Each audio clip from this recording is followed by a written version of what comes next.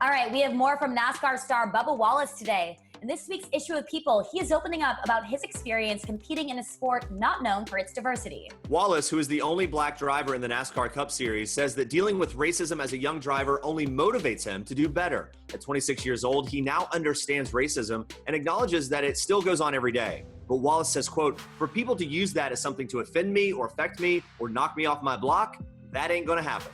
But it wasn't always this way. Growing up, Wallace spent all of his time competing at racetracks across the South, and he reveals that he did face some racism along the way. He tells people he never would understand it, but his parents would always just say, quote, "You know what? Don't mind that BS that's going on over there. Let's come back next week and beat their tails." And Wallace says that's exactly what he would do. Come back to the racetrack and, quote, "shut them up." He credits his parents for his decision to fight for racial equality, explaining that they were all about being fair and always pushed him to speak up about what's right and what's wrong. But as we all know, that fight for racial equality has been full of ups and downs for Wallace, like when headlines swirled that a noose was found in a garage assigned to him at the Talladega Superspeedway back in June.